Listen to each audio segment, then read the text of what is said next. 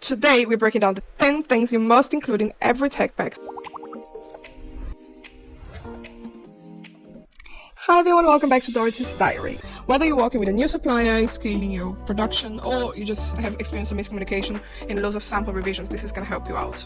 So the first thing to remember, always start the piece with a clear style number. I can't stress this enough. This is how you refer to the piece with the manufacturer. You don't want to be like, oh, it's the long one, the mid one, the wide leg trousers. Like, no, you have to be specific, tell them which style you're talking about. 2. Make sure that the dates on the tech pack are the correct dates. The date that you created the tech pack, the date that you edited the tech pack. If you don't date your tech pack, they might use an older version and you won't even realize it until you get the wrong sample. So that's going to cost you time and money. So trust me, that has happened to me before and I've seen it happen a lot actually. So make sure the dates are correct. 3. Flat sketches, the front page. Your front page should include a clear, proportionate flat sketch of the design, front and back and side if needed. If someone who has never seen your piece before checks the tech pack, they should be able to understand everything from the flat sketch already, including the seams, the stitching, the finishing. Everything needs to be in the sketch for the factory to be able to look at it and understand it straight away. No questions when they look at the first page means that is a good tech pack already from the get-go.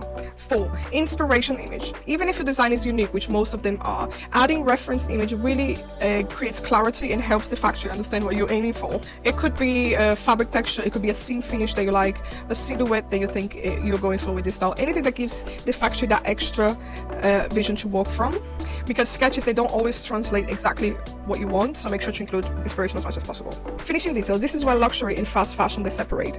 Always state what type of hem, neckline binding, inside seams, anything what you want, whether it's overlock, French lock, anything that you think would help or your style in any way possible. Make sure that you add that on the tech pack. This will affect the quality and pricing and consistency across your range. So always keep the same level of finish across all pieces in your collection, especially if they are the same price point. Measurements.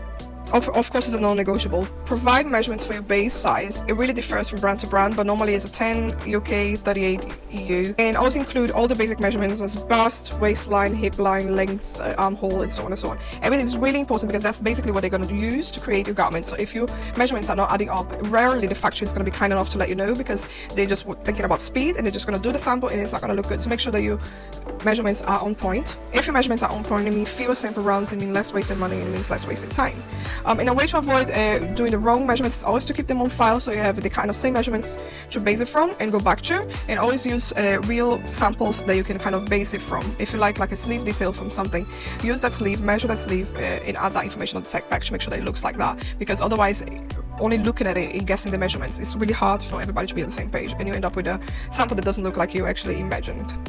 Grading guidelines. Of course, once your sample is approved and you have everything in place, you need to grade your pieces to all the other sizes. And don't guess, work with your pattern cutter to make sure everything is scaled proportionately. The size 6 and the size 16 versions of the dress should feel like the same design and not completely different. And let's not neglect the smaller or the bigger ladies. Not everybody is like the model size.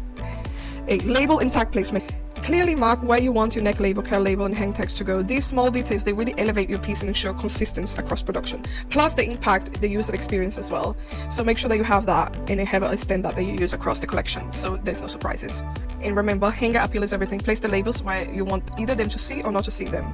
Especially your neck label, it needs to be clear when it's hanging on a hanger and very visible. That's really important because that's what the person's going to look at first. Sampling, comments, and revisions. So keep the samples, comments, and revisions inside of the tech pack. Some brands like to have a separate document with the comments, but I personally find it better to keep everything in one place because that way you can go back and look at the style and how it evolved, and also to avoid future mistakes because now you know that you've worked on this style, you've done these measurements, it didn't work in the past, you used this fabric or this finishing and it didn't work, and then you came to this final product which looks amazing. So the history of the product is also really important to avoid future mistakes and make everything run more effectively. And of course, last but not least, organized filing system. Tech packs, they are part of your infrastructure. Treat them as such. Group similar pieces together and always reference previous designs when starting new ones. If you're doing a mini dress and you've already done something similar a few months before, why do you want to start it from scratch? Go back and look at what worked and what didn't work and avoid multiple revisions and multiple sampling, wasting time and wasting money.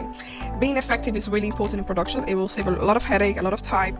Bonus tip, if you need help building a tech pack template for your brand, whether you're just starting up or scaling up, reach out, book a consultation with me, and I will walk you through how to streamline the whole process so your business runs like a studio, not chaos. Your tech pack is your translator. It's the only way to make sure that your vision gets executed exactly how you imagined. So give it the attention it deserves, and your future self and your factory will be forever thankful. Let me know in the comments what's something that you always include in the tech brief, if there's something that I actually missed. And I'm going to create a more extensive version of this video, and I'm going to provide it as a course for you, so watch out for that. And again, dream, inspire, design.